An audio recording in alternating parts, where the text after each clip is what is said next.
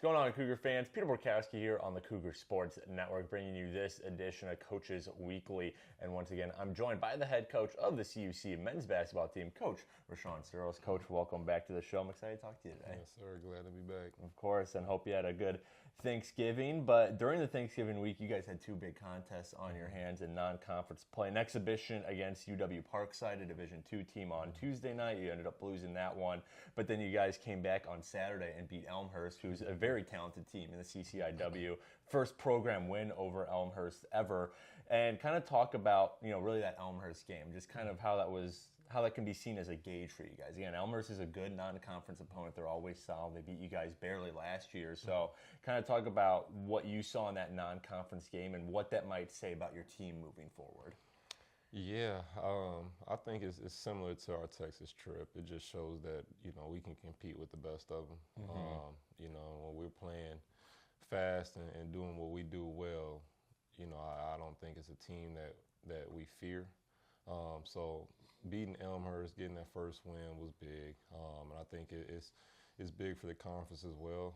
For CUC specifically, over the last 4 years, we're 6-1 versus CCIW, and since I've taken over, we're 3-1. So I just I like where this team's at, and we just have to keep building on it. Right. Yeah. Well, unfortunately, you guys were back in conference play last night and dropped it to Wisconsin Lutheran, who, reigning NAC champions. They're one of the best teams in the area, if not the country.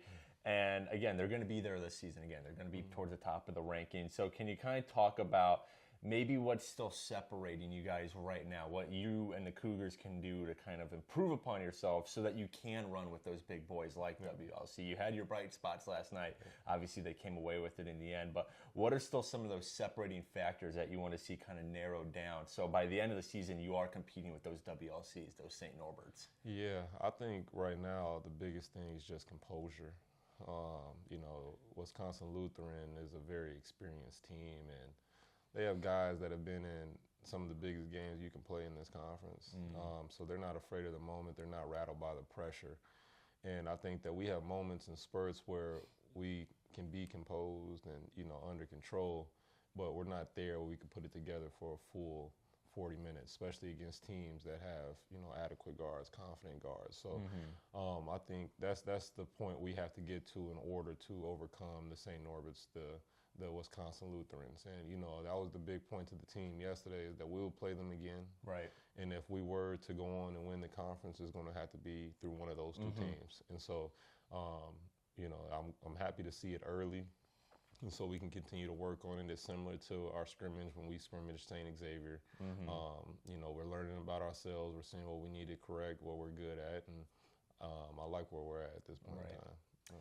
Well, someone who did have a solid night last night, as he always does, was Jacob Colley. Caught 17 rebounds, 13 points, so 17 rebounds, a career high. And I feel like after every game, we're saying it was a new career high for Jacob, whether it be, 30, 31 points or 17 rebounds. And we talked about his ability to step into a leadership role earlier in the season, but now that he's still doing what he was doing at the start, he's still averaging over 24 points a game.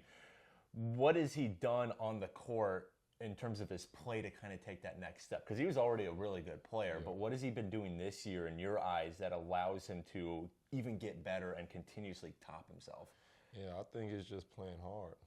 That's something that we've never had to question with Jacob, where he's going to fly around, he's going to make plays. He naturally has great instincts, so you put him in situations where he can just make those plays, he's going to do just that. And so big kudos to him. I think that he's understood that what this team needs is for him to be able to add stats in every category. And so he's taken that, on the head and ran with it. And so I think he played well. I think the team, ultimately, we could have played better.